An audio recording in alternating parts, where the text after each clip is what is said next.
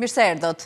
Tirana, kryeqyteti, ka marrë sot vëmendjen e mediave ndërkombëtare për shkak të mbajtjes së samitit të 6 të Komunitetit Politik Evropian. Një aktivitet dhe një ngjarje e rëndësishme, ku në fokus të paktën nga takimi i parë i diskutimit që është mbajtur, ka qenë siguria dhe lufta në Ukrainë, por nuk janë përmendur çështje që ishin brenda pritshmërive tona dhe që pa diskutim kanë ndjeshmëri, siç ishte edhe siç është çështja e Kosovës dhe integrimi i vendeve të Ballkanit perëndimor, konkretisht integrimi edhe i Shqipërisë në Bashkimin Evropian. Mbi rëndësinë e këtij aktiviteti do të flasim sot. Geron Kamberi, ekspert për marrëdhëniet me jashtë, është bashkuar me mua në studio.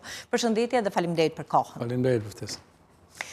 Pam një samit që në pamje të parë kishte të qeshura, batuta, madje hilaritet edhe në momentin që liderët evropian u shfaqën të transformuar në kukulla në sajt e inteligjencës artificiale, ulje në gjunjë, momentin që mbërrin edhe kryeministri e Italisë Giorgia Meloni, si erdhi tek ju ky samit? Janë elementët që bëjnë pjesë në organizimet e një samiti, pra përveç protokollit klasik diplomatik, ka dhe elemente të tillë, të cilët nga mikpritësit e një samiti shpesh bëjnë të mundur që atmosfera të jetë më e çlirët, më miqësore, edhe përgjithsisht edhe për njerëzit që shikojnë nga jashtë ose nga ekranet televizorit një samit të tillë ku marrin pjesë kryetarë shtetesh, kryeministra etj. Shpesh është mjaft e rëndësishme dhe njerëzit kuptojnë që ata që kanë përballë nga ana tjetër e ekranit janë njerëz si gjithë tjerët, edhe shpesh dhe politika në fundit është diçka në funksion të njerëzve, pra nuk është një element i ngurtë i cili mbështjell me mister ata që merren me politikë dhe veçanërisht nivelet të tilla, sepse mos harrojmë sot ishin pranishëm rreth 44 kryetarë shtetesh edhe qeverish në Shqipëri. Që ne kemi përcjellë dhe transmetuar hap pas hapi edhe mbërritjen, por edhe të gjithë aktivitetin. Në fokus të tryezës së diskutimit ishte lufta në Ukrainë dhe çështjet e sigurisë. E pritshme deri diku, edhe për shkak të gjenezës dhe faktit pse është krijuar pra Komuniteti Politik Evropian. Po, është e vërtetë që çështja e luftës në Ukrainë gjykoj që sot nuk shmanget në asnjë tavolinë ku mblidhen liderët e Europës, qoftë ato të Bashkimit Evropian, qoftë liderët e Bashkimit Evropian me liderët e vendeve të tjera që ndajnë kufi me Rusinë dhe Ukrainën, sepse sot është çështja më e nxehtë në debatin politik ndërkombëtar. Në momentin që ne po flasim në Stamboll po zhvillohen bisedime, pavarësisht pritshmërive që kanë palët, në përpjekjen e vazhdueshme që kanë nisur intensiv që edhe pas ardhjes në shtëpinë e bardhë të presidentit Trump, që për vërtetës ka një qasje tjetër në raport me zgjidhjen e këtij konflikti. Kështu që ishte natyrshme që çështja e konfliktit midis Rusisë dhe Ukrainës të merrte një vëmendje për më tepër që i pranishëm dhe folësi i tretë në samit ishte presidenti Zelenski, ishte ai që mbajti një fjalë dhe që kërkoi që paqja në Ukrainë të mos zjas, pra të mos zvarritet nëpërmjet asaj që quhet, si thua, zvarritja tipike klasike që ndodh shpesh në diplomaci, sepse megjithëse samiti zhvillohet, në Ukrainë s'kemi ende një armëpushim për të mos folur pastaj për një marrëveshje paqe, pikërisht. Kështu që veçanërisht siguritë e kufit të jashtëm të Bashkimit Evropian, pra po flasim këtë rast kufit e jashtëm të lindor, me të cilën Ukraina ndan kufi me disa vende anëtare të Bashkimit Evropian, përbëjnë një prioritet shumë të rëndësishëm të sigurisë. Dhe siguria natyrisht, siç e thatë edhe ju, duke qenë se vetë Komuniteti Politik Evropian lindi edhe për shkak një krize sigurie, siç ishte pas agresionit rus në Ukrainë.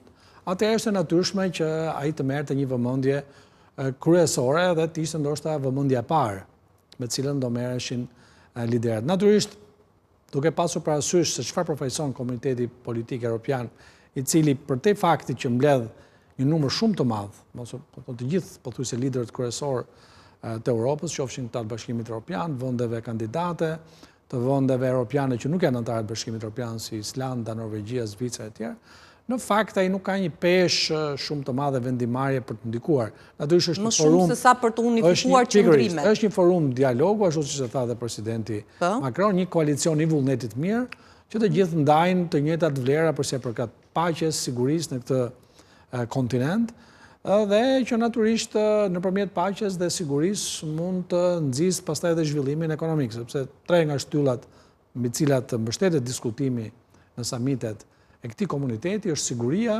ekonomia dhe lëvizja e njerëzve, ku përfshihet emigracioni, lëvizja e rinjve. Që po ashtu do të jenë në fokus të 3 tryezave që mbahen pas pushimit të tregut. Natyrisht, kjo është mëse normale dhe ka qenë në çdo samit, pra ne jemi në samitin e 6, duke filluar nga samiti i parë i 6 tetorit 42 në Prag dhe samiti i Tiranës i 16 majit, për të vazhduar pastaj në tetor, në javën e parë të tetorit të këtij viti me samitin që do zhvillohet në Kopenhagen.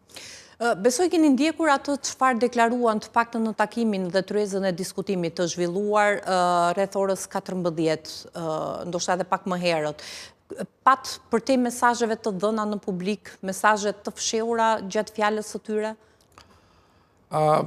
Ndoshta është pak e vështirë për te asaj që mund të lexohet. Ajo çfarë ishte një mesazh që ndoshta nuk ka nevojë të reinterpretohet më saktë, është fakti që Europa përpoq të shfaqet të unifikuar. Pra përballë faktit që, siç e përmenda edhe pak më parë, për i referohem konfliktit midis Rusisë dhe Ukrainës, Europa ndjehet disi e mënjanuar. Duke qenë se tashmë edhe me ndryshimin e qëndrimit që kanë Shtetet e Bashkuara të Amerikës përkundrejt këtij konflikti, tashmë raporti është midis Shteteve të Bashkuara të Amerikës dhe Rusisë, madje sot ka pas dhe një deklaratë presidenti Trump kundrejt presidentit Putin që thoshte vetëm në rast se do takohemi në të dy mund të ketë zhvillime. Pa ka një rikthim në atë që quhet diplomacia dypalçe ose ai dualizmi diplomatik klasik i luftës totë midis Shteteve të Bashkuara të Amerikës dhe Rusisë dhe Europa që u krijua si një aktor gradualisht që pas luftës dytë botërore dhe mbas nevojshme në kushtet e reja gjeopolitike që janë krijuar të ripozicionohen.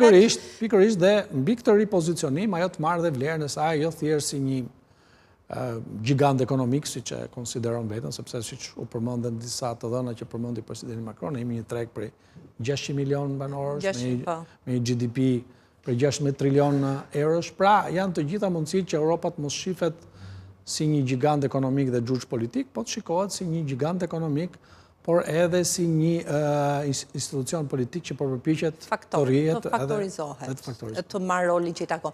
Por për te asaj që mund të dojë Evropa të shfaqet, pra duke bërë bashkë, le themi edhe vende të cilat nuk janë pjesë e Unionit. Dhe po ashtu janë vende, për shembull edhe që kanë mbajtur qëndrimet jo të unifikuara dhe në përshtatje apo ka interesave të Bashkimit Evropian, siç ka qenë Turqia, që her pas here mund të ketë luajtur edhe me 2 porta nëse shprehemi në këtë mënyrë. Por për te asaj që mund të dojë edhe mund të ketë si politik të vetëm ky komunitet, arrin të jetë i tillë pra i unifikuar dhe i bashkuar në këto qëndrime që mban?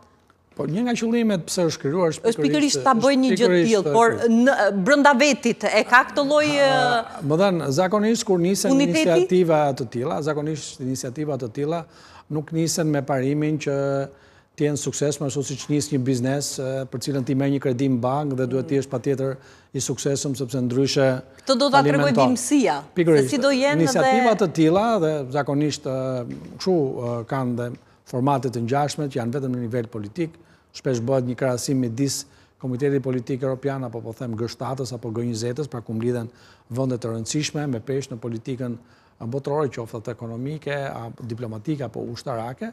Pra, për izë vërtetës, qoftë se do të bënim një vlerësim të kapaciteteve politike, ekonomike dhe ushtarake të atij grupi vendesh që janë mbledhur aty, pra jashtë Shtetet e Bashkuara të Amerikës, pra bëhet fjalë për një shtyllë shumë të rëndësishme të peshës politikës ekonomike, ushtarake dhe të sigurisë sot në nivel global. Megjithatë, ajo çfarë mungon është fakti që ai është ende një komunitet politik që ngjan më shumë një forum i dialogu se sa një institucioni i cili do të ketë instrumenta, pra ku them instrumenta, po marrim vetëm një rast shumë thjesht, pra Komiteti Politik Evropian nuk ka një faqe të tij web, nuk ka një sekretariat, nuk ka një godin.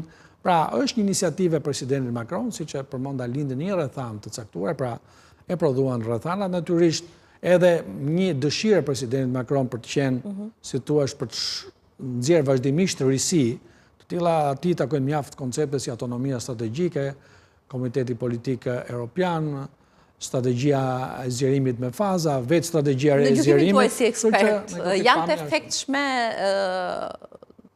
pra të gjitha këto projekte që iniciohen në kushtet aktuale?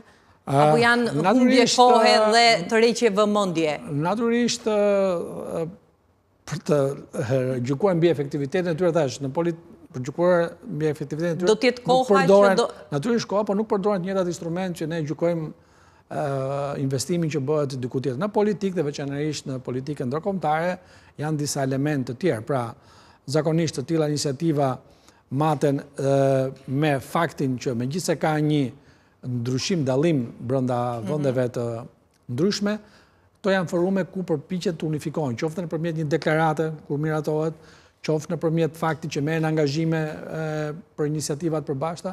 Pra, këto janë elementët ose treguesit, qoftë të përdorim një term, me cilët matet efikasiteti i tyre. Suksesi njërë. Dhe nuk bëhet fjalë që këto iniciativa të prodhojnë zgjidhje të menjëhershme, të prekshme, apo zhvillime ekonomike që mund presin njerëzit. Gjithmonë duhet pasur parasysh për të gjykuar në raport me atë qëllim që kanë dhe për të mos dalë për te. Dhe në fakt duke qenë se ky është samiti i 6 që mbahet pas krijimit të këtij komuniteti. Pra është takimi i 6 që mbahet në nivel pra ku të gjithë përfaqësuesit bëhen bashk. Në raport me atë që është mbajtur në takimet e mëparshme, deklaratat e dala nga këto takime, qëndrimet e ravizuara në këto takime, kanë qënë në koherencë me qëndrimet dhe politikat e mbajtura nga këto vënde veçmasi? Po në përgjithësi, si që përmenda pak më parë, nga këto samite nuk priten deklarata të mëdha, apo instrumenta, traktate, jo, nuk pritem, por një qëndrim, për shembull. Po natyrisht qëndrime ka pasur, pavarësisht dallimeve, se ne duhet kemi parasysh dhe një element tjetër. Njerëzit dhe për më tepër shtetet bashkohen në një organizëm të tillë nëpërmjet vullnetit lirë, dhe këtu përjashtuar Bielorusinë dhe Rusinë që nuk u ftuan në atë kohë për shkak të përfshirjes në konfliktin në Ukrainë, tu janë ftuar mjaft shtetet, po të thash që ndajnë kufi me Bashkimin Evropian si entitet politik, ekonomik dhe me vende të tjera. Dhe qëllimi i tyre është pikërisht ky, që ata të dialogojnë, natyrisht secili shtet për shkak të sovranitetit të tij ka të drejtë që në politikën e jashtme të ndjek linjën e tij për këtë po natyrisht për të mos u kundërvënë në mënyrë të dukshme, të hapur do të thoja. Edhe nëse ka pasur dallime midis këtyre vendeve, në tim qoftë Hungaria, qoftë Slovakia, apo dhe Turqia në momentet të caktuara, apo dhe vende brenda vendeve të Bashkimit Evropian, Italia, Austria në momentet të caktuara për kundrejt konfliktit midis Rusisë dhe Ukrainës. Ato i kanë parë nga këndvështrimet e tyre, sidoqë nga interesat, fakti nga varësitë e këtyre vende për shkak të burimeve energjetike që ndodhen në Rusi dhe në Ukrainë. E dim tashmë që Turqia luajti një rol ndërmjetësues shumë të rëndësishëm atë që quhet kriza e grurit mbas fillimit të konfliktit për të mundësuar kalimin e anijeve që furnizonin me grur tregjet nëpërmjet TTZ, pra edhe ku ka pasur dallime, pra që nuk janë bashkuar sistemit sanksioneve të Bashkimit Evropian, sepse ai ka qenë institucioni që është dalluar. Janë ngritur ura komunikimit dhe bashkëpunimit. Janë përpjekur që të mbahen gjithmonë, zakonisht kjo ndodh në konflikte të tilla, të mbahen gjysmëdyer të hapura dritare, të cilat për t'i dhënë mundësi komunikimit edhe në kushte duken të pamundur siç është konflikti midis dy vendeve. Megjithatë, zoti Kamberi, pa diskutim në momentin që u lajmërua mbajtja e këtij samiti në Tiranë, e gjithë vëmendja edhe interesi i shtuar ka qenë në qëndrimet që do të mbanin liderët evropian e kontinentit vjetër mbi dy çështje shumë të rëndësishme për ne. Çështja e Kosovës dhe çështja e integrimit të Shqipërisë në Bashkimin Evropian. Edhe pritshmëritë ishte që ky samit do të çonte deri diku në përmbushjen, do të përshpejtonte në një formë apo në një tjetër, do të impaktonte në këto dy procese të rëndësishme. Deri më tani, së paku nga tryeza e parë, fakti që nuk ka qenë dhe nuk ka qenë pjesë, le të themi, e diskutimit, vaku shpresa tona, në pamje në një kontekst më të përgjithshëm, mbajtja e këtij samiti në Tiranë, pra përpara se të ndalemi te fakti që nuk u bë pjesë e diskutimit çështja e integrimit dhe çështja e Kosovës, në një këndvështrim më të përgjithshëm. Mbajtja e këtij aktiviteti në kryeqytet, marrja e vëmendjes së mediave ndërkombëtare, kthimi pra i vëmendjes drejt Tiranës, drejt Shqipërisë. Në vetvete ka një impakt të rëndësishëm në mënyrën se si dhe imazhin që ka Shqipëria jashtë. Besoj që pyetja juaj duhet ndarë sepse ishin dy pyetje brenda së Prandaj tash qëndrojmë vetëm në nivel në një këndvështrim të përgjithshëm. Dhe kanë dy përgjigje të ndryshme.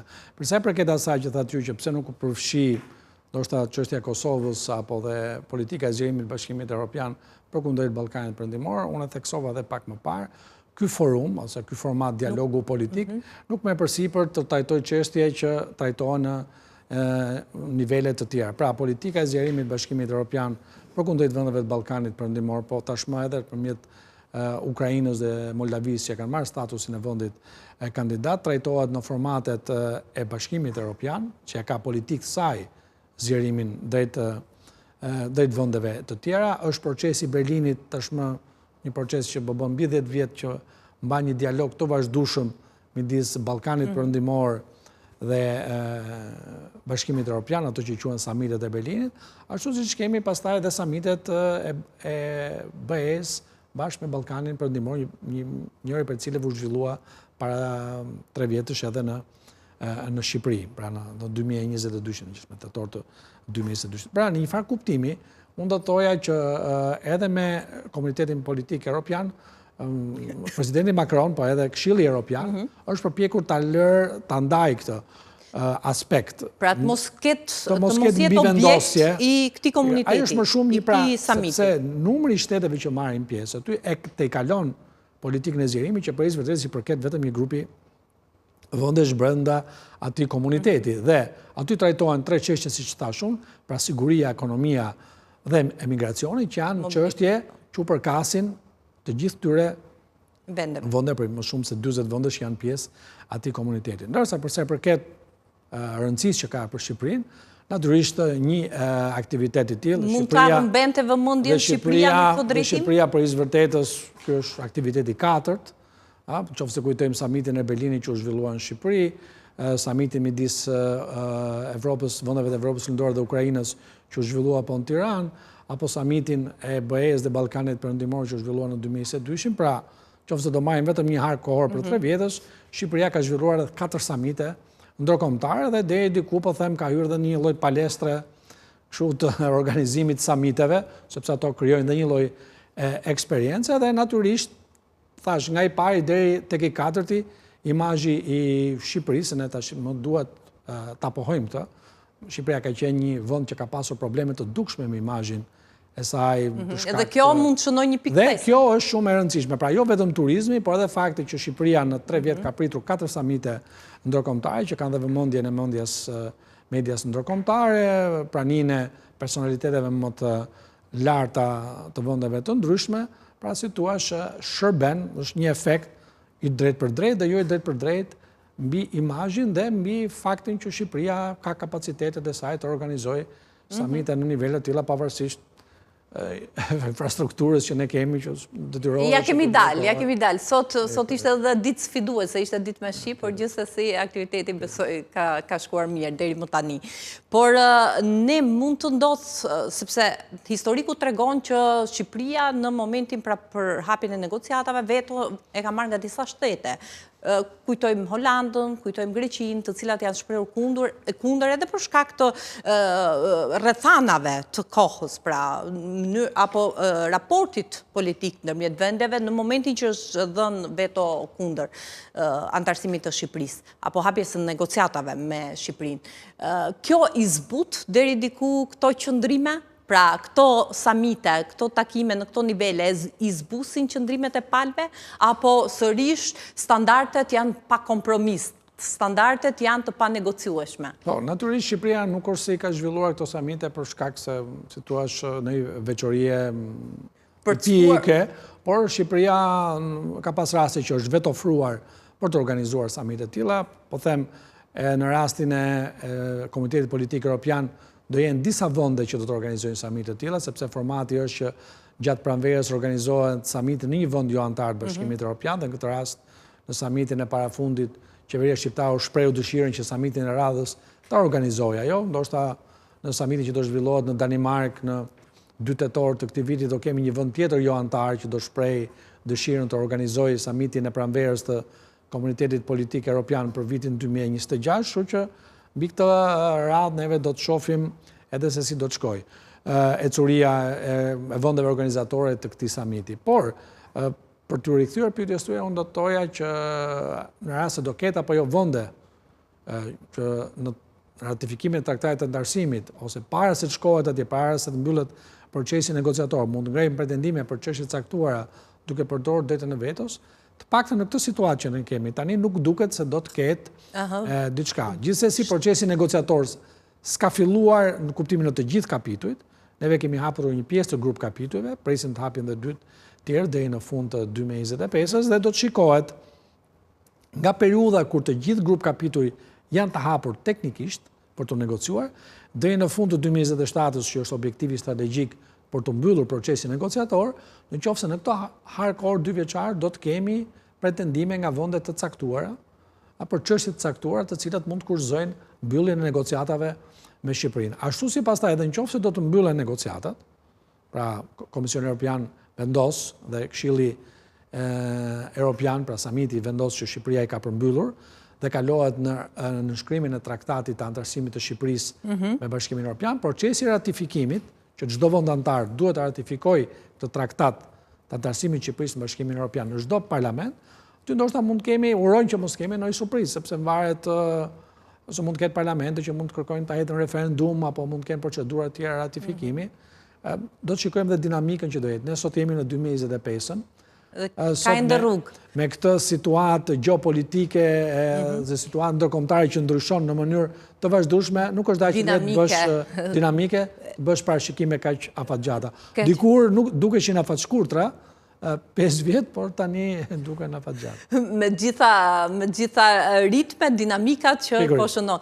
Unë nuk do të pyes se sa e mundur është që të integrohet Shqipëria, të antarësohet në Bashkimin Evropian brenda 2030, se mund të tingëlloj një pyetje klishe, duhet marrë parasysh që janë le të themi një mal me kërkesa, është një mal me punë përpara që duhen arritur, por do të pyes për faktin që përpos vullnetit që ka pala shqiptare, për të përmbushur dhe për të realizuar detyrat që kanë në ngarkim.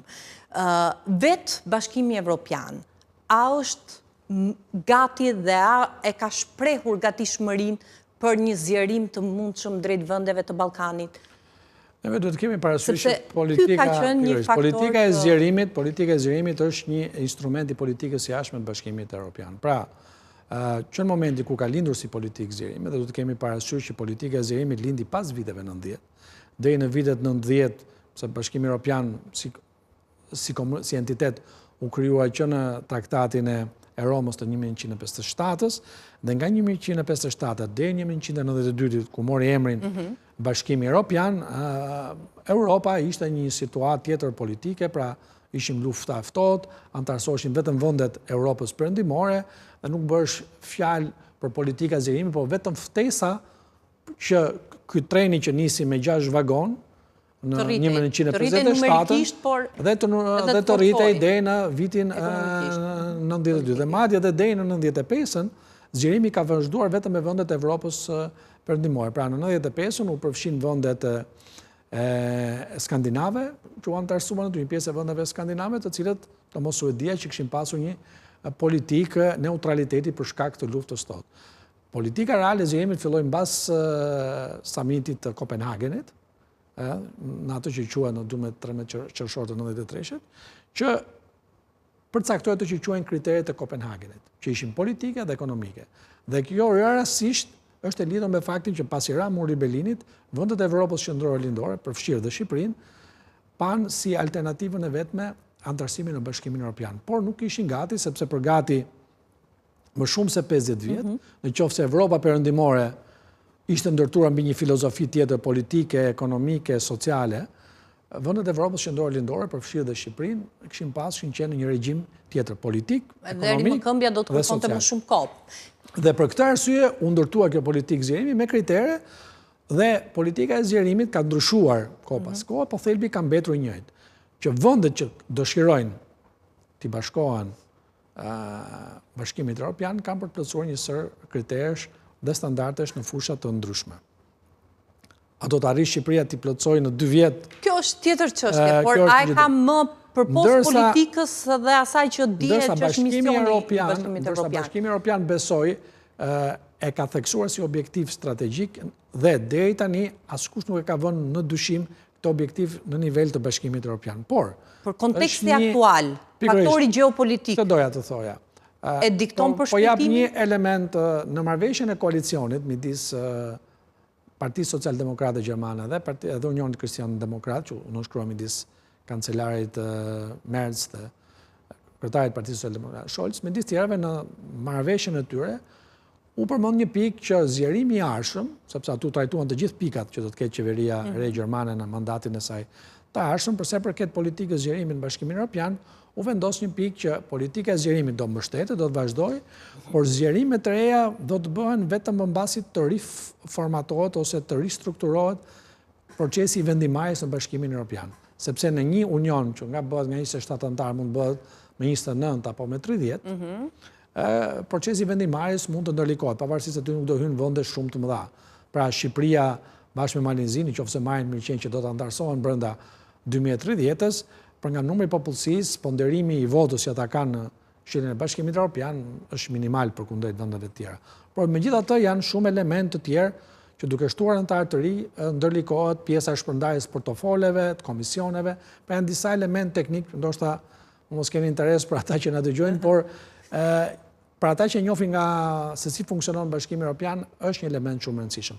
Ka pasur disa iniciativa vitet e fundit nga Bashkimi Evropian për të prodhuar dokumenta që nënkuptojnë ndryshimin e mënyrës së vendimarrjes brenda Bashkimit Evropian. Pra, ato politika që janë unanime, me vendim unanim, siç është zgjerimi, të kalojnë me një shumicë cilësore ose me forma të tjera vendimarrje. Deri tani kjo nuk është pranuar. Në përshtatje me politikën e zgjerimit, pra duke u rritur numerikisht, duke shtuar klauzola dhe mënyra se si do funksionojë vetë Unioni. Kjo ende nuk është pranuar nga shumë vende, sepse për të vërtetës mjaft prej vendeve, as dhe vendeve të mëdha dhe vendeve edhe jo shumë të mëdha brenda Bashkimit Evropian, e shikojnë të drejtën e vetës si një instrument që i cili marrën të cilë mund të arrijnë qëllime të caktuar në momente të caktuar. Dhe nëse nuk do ta kishin, atëherë do të ishin situar subjekt i vendimarrjeve që vijnë nga shtete të mëdha. Megjithëse në një logjik tjetër kjo sillte një lloj frym papajtueshmërie, le të themi. Por një lloj dyshimi, do thoja më shumë. Dhe deri tani nuk është arritur, sepse edhe për të ndryshuar mënyra e vendimarrjes duhet ndryshuar traktatet. Dhe ndryshimi i traktateve kërkon sërish vot unanime brenda Bashkimit Evropian. Tani një tezë që është parashtruar për ta mbyllur, pra fakti që ne kemi një volum të madh kërkesash detyrash që duhet i përmbushim për antarësimin. Nga ana tjetër jemi në këto pozita në të cilat ndodhet sot Bashkimi Evropian dhe ajo që mund të jetë deri diku kushtëzuese dhe që mund të iniciojë këto procese mund të konsiderohet edhe faktori gjeopolitik, pra situata që mund të jetë krijuar së fundmi. Mund të sjellë kjo pra pavarësisht domosdoshmërisë për të përmbushur këto standarde që kërkohen nga Bashkimi Evropian, situatës në cilën është vetë sot Unioni dhe asaj që karakterizohet pra kontekstit politik ekonomik në cilën gjendemi, mund të sjellë një integrim me kushte? Të gjitha mundësit mund të jenë të hapura. Pra mund të kemi, pra Shqipëria, po marrë vetëm Shqipëria, Malizit, paktën 2 vende të cilat janë identifikuar që në këtë moment janë më të gatshme për të përmbyllur negociata, gjithmonë të bëhet fjalë për objektiva, nuk bëhet fjalë për vendime. Që duhet të jemi pak të qartë. Pra që Shqipëria të antarësohet brenda 2030-s nuk është një vendim që është marrë për shembull nga një samit i Bashkimit Evropian që thotë brenda 2030-s Shqipëria do të antarësohet. Jo, ky është një objektiv strategjik i përcaktuar, i cili në një farë mënyre është shumë e rëndësishëm sepse motivon vendet kandidate që të përshpejtojnë procesin e reforma duke ditur që ka një objektiv për të antarësuar. Ishte edhe një kartë që u shfrytëzua në fushat elektorale, pra për politikën brenda vendit. Dhe kjo ka ndodhur edhe me vende të tjera të Evropës qendrore lindore, që ka qenë marrim rastin e Slovakisë, madje Slovakia për shkak të vonesave që pati në vitin 98 nga qeveria në atë kohë, ajo mobilizoi opinionin slovak edhe pat një qeveri tjetër në mënyrë që Slovakia të mos humte shansin për të bashkuar brenda 2004-s grupit vendeve të Evropës qendrore lindore. Tema e interesimit në Bashkimin Evropian ka qenë gjithmonë temë politike, edhe gjatë fushatëve elektorale në shumë prej vendeve të Evropës qendrore lindore para sa ata. Pra nuk është se bëjmë përjashtim në këtë drejtim ne. Shqipëria nuk bën përjashtim, ne mund bëjmë përjashtim në disa gjëra, po një pjesë të gjërave natyrisht ka shumë ngjashmëri. Ndërsa për t'u rikthyer pyetjes, pjesa e këtij dyvjeçari do të jetë deri në 2027 do të jetë shumë sfidues, sepse raporti midis shpejtësisë dhe cilësisë do jetë një raport që duhet të jetë shumë i vështirë për t'u arritur për hir të vërtetës, dhe në rast se gjeopolitika për këtë rast do të kushtëzoj një antarësim qoftë dhe me kushte, pra Shqipëria mund të bëhet vend antar, po do të lihen disa kushte për t'u plotësuar, siç u la Bullgarisë dhe Rumanisë, një fazë tranzitore, 10 vjeçare gati, megjithëse u antarësuan në 2007, dhe madje Bullgarisë dhe Rumanisë u bëhet qartë kjo fazë kushtëzimi edhe me 2004, kur u antarësuan të gjithë vendet e Evropës qendrore lindore që e kishin nisur procesin negociator me Bullgarinë, ndërsa Bullgaria dhe Rumania për shkak se nuk ishin gati, u antarësuan në 2007 dhe për një kohë shumë të gjatë. Madje jo më lak se para të ditësh, Bullgaria mendoi që mund të jetë gati të bashkohet monedhës euro, pra për gati 18 vjetësh, pra politikat e saj ekonomike dhe të gjithë struktura e ekonomisë bullgare, pra ju duheshin 18 vjet që të parafroheshin me standardet e monedhës përbashkët. Pra është një proces që do të kërkoj kohë, energji, dhe mbi të gjithë ajo çfarë duhet theksuar nuk është një proces i përket vetëm qeverisë shqiptare. Procesi i integrimit evropian do të prek çdo sektor të shoqërisë shqiptare, me të mirat, po edhe me vështirësitë, po them vështirësitë në kuptimin do të ketë edhe sektor, sidomos në fushën e ekonomisë, ju jeni një televizion i përqendruar shumë tek ekonomia. Do të jetë një pikërisht, sfidë. veçanërisht biznesi do ketë sfida të shumta për të përshtatur me ato standarde dhe cilësi dhe për të balluar një presion konkurrues të madh me hapjen e tregjeve. Mirë, unë ju falenderoj atëherë sepse kemi mbërritur në fund, kënaqësi që ishit me ne. Faleminderit për ftesën. Do të shkojmë në një hapësirë të shkurtër publicitare dhe do të rikthehemi sërish në studio.